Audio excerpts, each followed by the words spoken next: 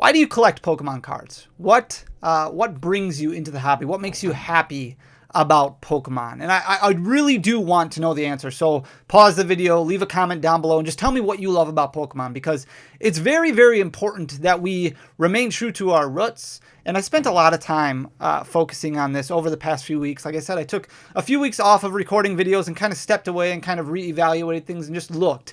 And I did watch a couple of videos here and there and just watch some things happen and unfold in the hobby. And a lot of videos that I like to watch are like Opossum Bud, for example. I think he does a fantastic job. If you haven't checked out his channel, it's a little bit more adult, but it's still really good content going over what's good and what's bad in the hobby, what things need to be improved upon, good constructive criticism all the way around. Same thing with OKJ Love.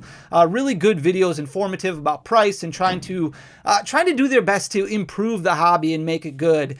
And there was a lot of time that was focused on the investing side of Pokemon, and I put investing in air quotes because I do personally, and this is my own opinion, you can feel free to disagree, I do believe that there's a space in this hobby for everything. And that's one of the things that I love about Pokemon, is it's all inclusive. Whatever you want to find in this Pokemon space, you can find it. You belong here no matter what. And I think that's something that I've really preached on this channel. While I don't necessarily invest in Pokemon, I do spend a lot of time looking at values as a business owner. I spend a lot of time kind of mapping out trends and things like that. And I think that's important for somebody who's looking at collection goals, because you don't want to buy stuff at its peak, right? You want to buy stuff at its valley. And I think it's important to look at those trends and kind of study and make sure that you're making the best decision when it comes to spending your collection dollars. But whether you're a business owner or a casual player or an investor or a competitive player or just a collector, just even a casual collector, like, you belong in the space, and whatever makes you happy in this space, it's important that you stay true to that and you focus on that, because a lot of times it can be too much. It can be a lot, and sometimes it's important to take steps away. And I think a lot of us have taken breaks for a significant portion of time, maybe without even the thought of ever getting back into the hobby, but then something kind of drew us back in. Maybe it was that escape mentality or the nostalgic mentality or whatever the case may be that brought you back into the hobby. That's why it's so important for me, and probably for you, to kind of look and relook at what brought you in to begin with, what makes you happy in the hobby. And it's very, very difficult right now because so much talk and so much time is spent. Like, I know I'm guilty of spending a lot of time talking about what goes on in the market and identifying these trends and looking at the prices kind of soar, and then that kind of sparks FOMO. And I never ever want to influence your spending decisions. Usually when I'm talking about things that are kind of blowing up in price, that's me telling you now is probably not the best time to buy. A lot of times I'm going to give you examples of sealed product, or I'm going to give you examples of the Charizard Ultra Premium collection that I was going to talk about today, where you can buy it cheaper than what you would even be able to buy it from me, because I want you to stay in this hobby for a long time. And I really struggled on whether or not I wanted to kind of record this video, because opinionated videos are very difficult to record because your opinion doesn't necessarily align with other people's opinions. But I figured if I can kind of reach one person with these thoughts and what I'm talking about, if I can reach one person who's kind of on their way out of the hobby because they are feeling frustrated, and let's face it, it can be really tough. All this talk about the Sun and Moon alternate arts, all this talk about Japanese product, those Evolutions promos that were just kind of released and are blowing up in price because they got bought out and resold on the secondary market. If I can just reach one person to be like, hey, it's okay. Like, let's not worry about those prices. Those pieces are cool. Those are awesome pieces, but they'll come back down. Like, there'll be times where it makes more sense to buy, you know, like, let's focus on that. If I can just reach one person, then in my mind, this video is worth it. This is my special box right here. This is the fanny box. This is really what drives me when it comes to Pokemon. We're just gonna kind of go through it real quick, and I'm gonna kind of talk a little bit more about a story that recently happened. But I wanted to kind of share with you why the hobby is so important. I kind of touched on the inclusivity of it all, but it's really the escape, the storytelling, things like that. This box is not riddled full of just amazing cards. It's not like these are first edition Charizards and a bunch of crazy cards. And if you've been a subscriber on the channel for a long time, you probably know what's in this box, because one of the most important pieces of my collection is my retro deck collection. I love building old competitive decks. I love building competitive decks throughout the entirety of Pokemon's existence, all the way back from, 1998, 1999, when people were playing competitive tournaments. I like building Haymaker. I like building all these decks so that way I can play old formats and new formats, because I love the game. And these cards all tell some really crazy stories about when they did extremely well, how they changed people's lives because they won regional tournaments or even world championships and things like that. So Excelgor, just with its deck and cover. There's Hyper Potion from Skyridge. And a lot of these are just commons and uncommons. Plus Power was a huge card back in the day. Arcanine EX, I love this deck. This is actually an extra copy because I did get 4 already for the deck, but I love all the stories that these tell. Computer Search, Dowsing Machine, playing those cards with Night March, or playing those cards with Seismitoad. You have Surprise Time Machine, Flygon EX, Time Space Distortion, which was a secret rare shiny card. Just really cool stuff. But then also just a lot of commons and uncommons, like Dual Ball, which was a really important mechanic, a really important staple back in the day. Roseanne's Research, Cynthia's Guidance, Double Gust, and a lot of this stuff is just, here's Pont, Professor Oak's New Theory, which is just shuffle your hand into your deck and then draw 6 cards. But it was a staple back in the day that was extremely important. Broken Time Space, dealing with the Lost Zone and then the return of the Lost Zone. Now there's Professor Juniper, which is just a discard, draw 7, no different than Professor's Research today. N has been around in the format, just destroying people for such a long time. Beforehand, it was Rocket's admin, but basically just the prize disruption, the hand disruption that it can bring, really tilted a lot of different games where people could come back from down 2 prizes to 6 prizes, and they would be able to come all the way back. It's just crazy. Battle Compressor, Hypnotoxic Laser, Verbank City Gym back in the days with Seismitoad again. There's Dark Patch with Darkrai and Evital. There's Tropical Beaches right here with Archies, and with Tropical Beach was huge with Primal Groudon, which is one of my favorite decks. You've got Mewtwo, LVX, Garchomp. Here's Jolteon Gold Star, Flareon Gold Star, the Luxray deck, which is absolutely amazing. Here's some, I guess, better cards. You've got Ho-Oh Legend, Cleffa. Cleffa with Eek was such a big card during the Neo Genesis era. There's some Claydolls, Junk Hunt Sableye, which was huge. There's I mean, there's just so much different stuff in here, and some cards are obviously a little bit valuable, but for the most part, a lot of them are just storytelling cards that have had huge impacts on how the format has changed. And this is what I love. Portrait Smeargle, there's Leafeon and Manectric and Machamp and Arceus and Spiritomb. There's an Umbreon EX, Rayquaza Gold Star. Like, these are cards that go back in the 2004, 2005 World Championships, where you had the Evolutions EX deck that took 2nd place. And there's just so many stories. You're looking at 25 years of competitive formats, and a lot of those years featuring World Championships, or before World Championships they had special events that happened in Hawaii. Vaporeon, Espeon, Umbreon, Jolteon, Mewtwo, Mew, Blastoise EX, Lugia EX, Swampert EX. There's more Jolteon EXs, there's more Cleffas, more Tropical Beaches right there. And it was such, I guess I don't have to go through everything in here, but it was so much fun. And it's so much fun to just kind of build old decks and stick to what's important to you. And I think that's kind of the focus of what this video is really all about.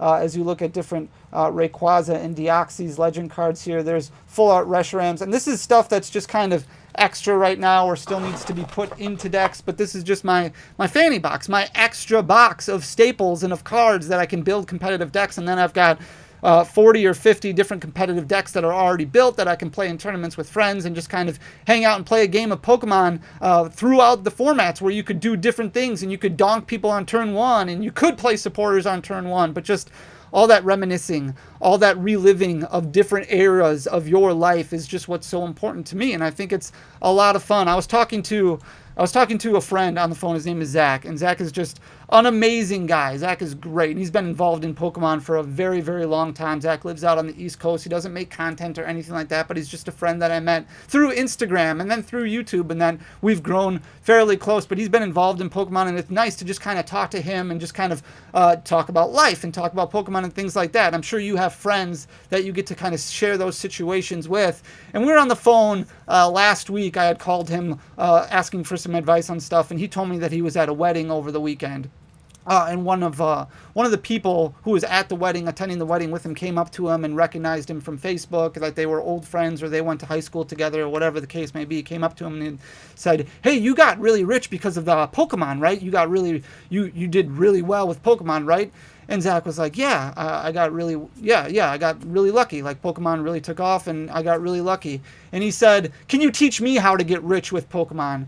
And Zach, I just remember him telling me on the phone, he was just kind of stunned by the question, because Pokemon isn't something where you need to have the mindset of going into, how do I get rich doing this? And I think that's a lot of like the confusion that people have kind of adapted over the past few years, especially with the pandemic, is that you can come into Pokemon, get rich, and there's all these different methods that you can use to make money. Now, we talk about money a lot on this channel because we do talk about trends, and we talk about things from a business standpoint. Like, I'm a business owner. A lot of people ask me, what should I hold on long term to?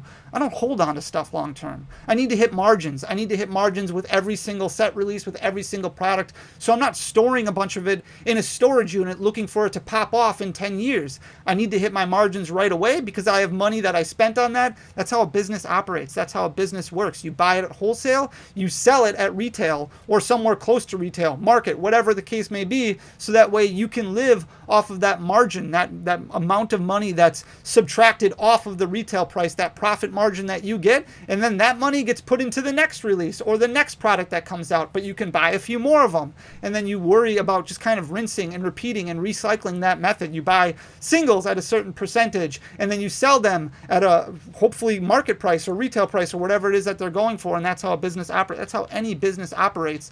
But it's not, okay, I'm going to store these socks that I bought from Walmart in my dresser for the next 10 years, and then hopefully they'll pop off in price. That's not really how a business operates. So we spend a lot of time focusing on business. Now, I'm not saying you shouldn't invest in Pokemon, because if that's your cup of tea, go nuts. But we're not focusing on that on this channel. We're focusing on stories. We're focusing on what's important to us. And I remember having this conversation with Zach, and he's like, I just hate that question. I just hate the question of how you get rich during Pokemon, because we never worried about getting rich during Pokemon. It was just something that we enjoyed. We focused on collecting. We focused on the hobby. We focused on what made us happy.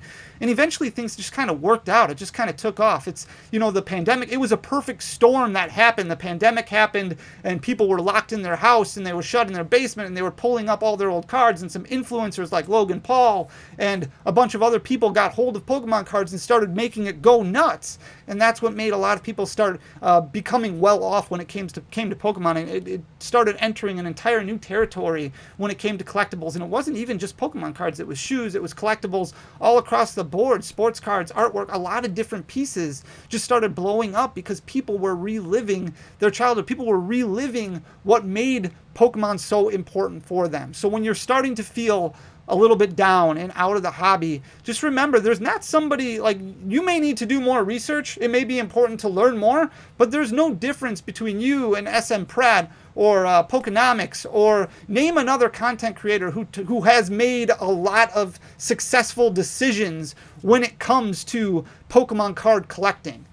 They just collected because they loved the hobby. They loved these Pokemon cards, and all these Pokemon cards were important to them. And they just continued staying involved in the hobby for a very, very long time without really having those massive breaks. And because of that, they were able to focus on different areas of the hobby where things may have been printed less. And they focused on, e-reader sets, or different promos that were only printed in Japan or only printed at the Pokemon Center, that just kind of really became ultra rare, that people weren't focusing in on at the time because of their love of the hobby. So when you think about making money off of Pokemon cards, don't. think about enjoying the hobby. Think about what makes you really, really happy with Pokemon, because that's what's going to keep you involved in the long haul, in the long term. We talk about market manipulation, and there are a lot of Discord groups and a lot of Facebook groups that focus on. I just saw some posts over the weekend about people buying out Espeon and Deoxys alternate art promo cards. A lot of those are getting focused on, and I could sit here and you can look and you can see all these people kind of posting things, looking to buy stuff out.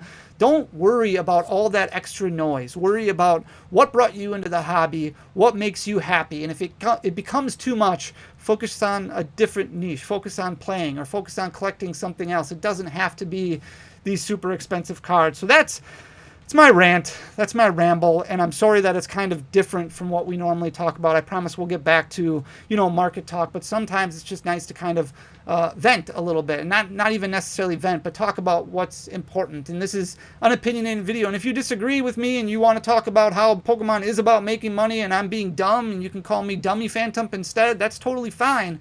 But this is what's important to me. I love the escape. I love being able to collect what I enjoy. And that's what all these people who have had success, and success is really, that's a terrible word to use, because success needs to be redefined altogether. Success is whatever makes you happy. Success is not a certain level of riches or what you need to hit. Like, I'm very, very happy with everything. And when it comes to Pokemon, I love playing the game. I love old competitive decks, the stories that they've told, the lives that they've changed, all the different mechanics that go together, and I love the business side, and I love the artwork. And I know not everybody is huge on Scarlet and Violet and Paldea Evolved coming out. I love the artwork. The stories that those cards tell, just looking at the artwork, is absolutely amazing.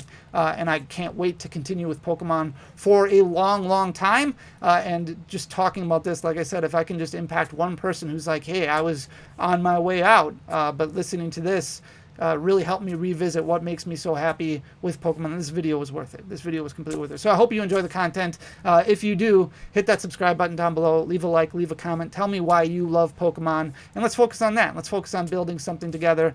I really appreciate you guys. Thank you so much for your time. I will talk to you again in a couple days. Until then, peace.